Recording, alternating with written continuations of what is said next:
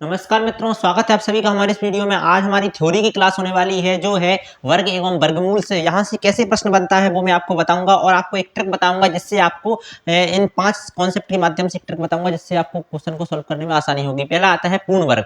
आपको 4 ऑप्शन दिए जाएंगे, उसमें से पूछेगा कौन सा पूर्ण वर्ग है और कौन सा पूर्ण वर्ग नहीं है। अब आप क्या करोगे कि पूर्ण वर्ग निकालने के लिए आप उसका वर्गमूल निकालना पड़ता है। अगर कोई संख्या उसका वर्गमूल निकलता है तो समझ लो पूर्ण वर्ग है। जैसे समझिए, जैसे माना कि अगर मैं दे दूंगा आपके सामने 144, ठीक है।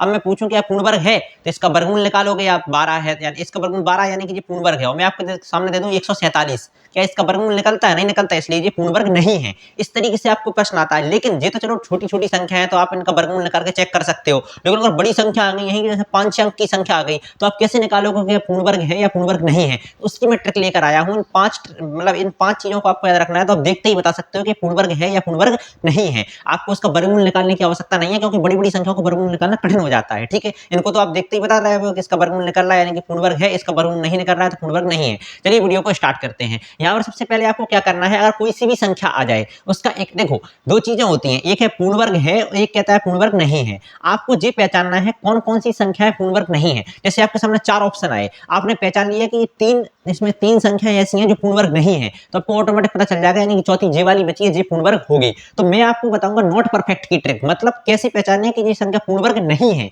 अगर आपको जो पता चल गई कि जे पूर्ण वर्ग नहीं है तो आपको ऑटोमेटिक पता चल जाएगा जे पूर्ण वर्ग नहीं है, तो जो बची है वो पूर्ण वर्ग होगी। तो हम ये देखेंगे कि 5 तरीके सिर्फ उस संख्या को पहचानने के हैं जो पूर्ण वर्ग नहीं है। ठीक है, नॉट परफेक्ट को पहचानने की। ठीक है, कैसे पहचानोगे? देखो, यदि कोई संख्या है उसकी इकाई अंक पर यूनिट डिजिट यानी कि इकाई अंक पे 2 हो, 3 हो, 7 हो, 8 हो, ठीक है, कोई संख्या हो जैसे इकाई अंक पे 7 आया, ऐसे ही 2 हो, 3 हो, 7 हो, 8 या विषम अंक में 0 हो। विषम अंक जैसे कि 1 0 हो, ठीक है, या फिर जैसे मैं कहूँ कि 3 0 हो।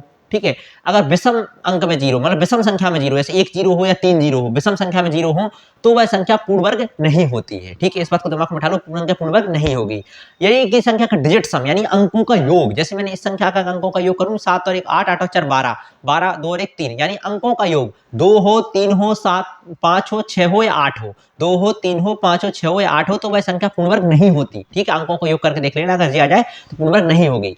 इकाई अंक जी हो तो पूर्ण वर्ग नहीं होगी, अंकों का योग जी हो तो पूर्ण वर्ग नहीं होगी। और 1 से 24 तक के वर्ग लास्ट 2 डिजिट में ना हो। माना कि अगर कोई संख्या है 1 से 24 तक के वर्ग आपको पता ही है, जैसे कि 2 का वर्ग 0 4, 3 का वर्ग 0 9, जैसे कि 8 का वर्ग 6 4। तो मतलब अगर इन 1 से 24 तक की संख्या के जो वर्ग हैं वो इसके लास्ट 2 डिजिट में नहीं है तो समझ लो पूर्ण वर्ग संख्या नहीं है। ठीक है, अगर की संख्या इकाई अंक 6 है, चौथा कॉन्सेप्ट है, इकाई अंक 6 है और उसके पहले कोई सम है, इकाई अंक 6 है और उसके पहले कोई सम संख्या है, तो वह पूर्ण वर्ग नहीं होती। और यदि की संख्या के इकाई अंक 5 है, उसके पहले 2 के अलावा कुछ और है, जैसे 4 3 जो भी हो, कुछ भी हो 2 के अलावा, तो वह पूर्ण वर्ग संख्या नहीं होती। ये 5 तरीका आपको दिमाग में याद रखने हैं, इससे आप ऑटोमेटिक बता सकते हो कि कौन सी पूर्ण वर्ग है, पूर्ण वर्ग नहीं है। क्वेश्चन की प्रैक्टिस आप करके देख लीजिएगा, इन्हीं कॉन्सेप्ट को आपको यूज करना है। तो वीडियो में अंत तक बने रहने के लिए बहुत बहुत धन्यवाद।